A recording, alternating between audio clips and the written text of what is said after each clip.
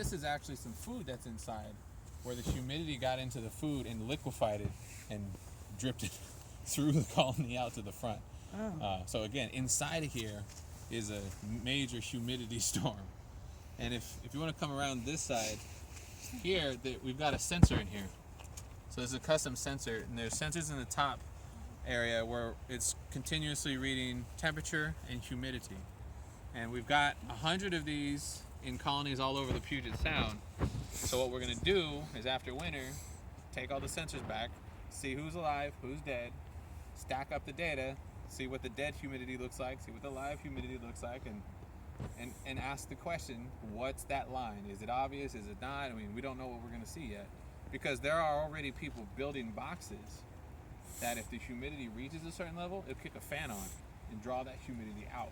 Yeah. And if we can find a line, then I already know the guy who's ready to build it, and who knows if people will buy it, but we could have something to give the bees a better chance. And the president wants the overwintering losses below 15% within 10 years or something. Right now we're like 40%. So how do they prevent the bees from building over the fan? You screen it off. You would have to screen, a couple screens, and they'll muck up the screens. They collect something called propolis to seal their colony, waterproof and windproof it.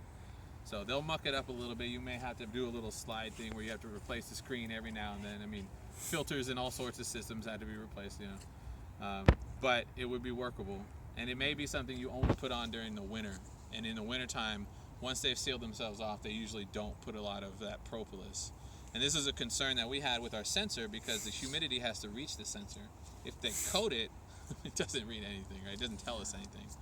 And so far, all the ones that have died, and we took the sensor out, no coating on them at all. So the time when we put it in must have been after they, after they stopped sealing everything up. So it looks to be okay. And that was a big worry. It's like, oh, we put them all in, they all get sealed, and we get nothing, right? That would be horrible. But it looks like we'll get something. So there's some bees on the outside over here. Yep, those are dead. And again, over time, their population is dropping. Right about now, though, the queen's going to start laying eggs to get ready for spring, and so the population will start to go up. But these are leftover bees that were maybe summer bees or maybe late fall bees that are just perishing, or early fall bees. And the bees don't like the cold, right? No, they can't. Their muscles don't work. They have to be at high temperature for their muscles to work. Okay. Once they start working a little bit, they can actually heat their body and get up to a level that they can control.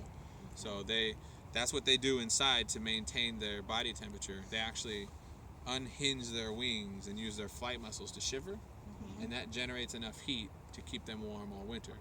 In order for their muscles to contract, though, they need to consume some food, and that's where the honey comes in. All right, so I'm going to do a quick check on this board, and if I find some mites, I'll show them to you. I expect to find at least one. Didn't find any last week, but that was pretty rare.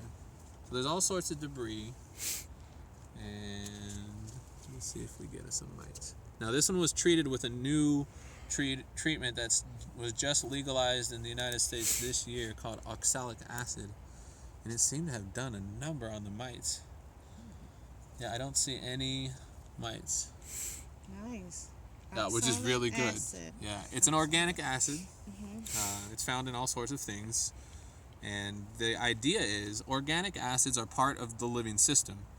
But in high enough concentration, they will kill the mites. They'll kill the bees if it's even higher. But to kill the bee, you need a really high concentration. To kill the mite, it's a little bit lower. So as long as you hit them at that lower level, it kind of hurts the bees, but doesn't kill them. It's kind of like radiotherapy, right? Chemotherapy, or those types of things. You just blast everything. The weak stuff should fall away, and then the strong stuff kind of keeps going. And because they're part of the living system, it's hard for the bee to become resistant to the living system. Whereas if you use a synthetic chemical, it's not part of the living system. They can say, oh, look at this thing. It's never been here before. We can isolate and resist that. Yeah. So yeah, I don't see any mites, which is good for the bees, not so good for you guys who don't get to see what the mites are. But that's kind of the way things go. But how big are they? They are probably about the size of this little brown spot right there, maybe a little smaller. Oh, okay. And so for our overwintering research, we actually took samples of bees and counted all the mites on all those bees to assess levels of health. because that affects how they overwinter as well. How many bees? How many do you actually count? In that part, we counted, I think it was 96, 95 hives, and maybe That's a like lot of counting, huh? 10,000 mites. So then we scrape this off, just so that we can have a clean board. Okay. Then we stick it back in for another 7 days.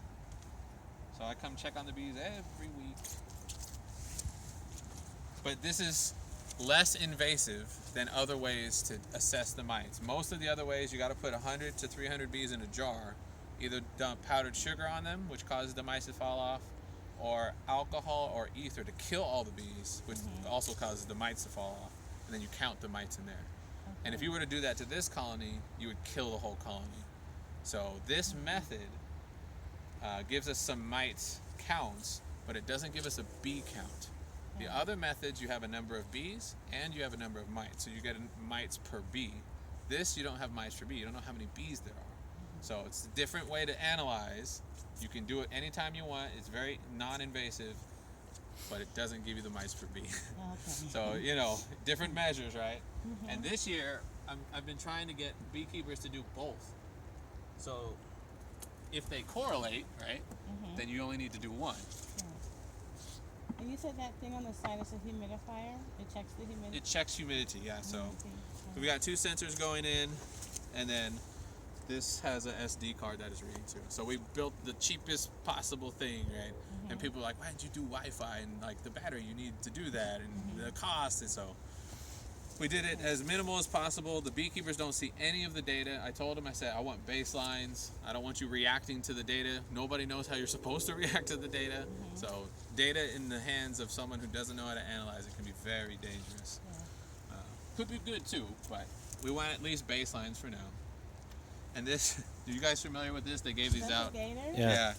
We put this in front of the hive over there, and they chew out anything that blocks the hive entrance. And slowly they just started eating their way through, and I kept moving it in. They just kept eating through it. Is it non-toxic? It is non-toxic. Okay. That's what Let's the say maybe label that's why said it died. somewhere. Yeah. Yeah, they don't ingest it. They just dump it out. And there's just piles. There was piles of little foam that they use. So yeah, this is Baba Yaga, the last remaining colony. And that little cluster of wax is good enough. I think they'll be able to make it through the winter. Nice. Next week I'll probably come, pop the top. Within 10 seconds, pop the top, dump some sugar, put the thing back on, and let them feed if they want it. So, cool? Yeah. Alrighty. Thank you so much. That was great.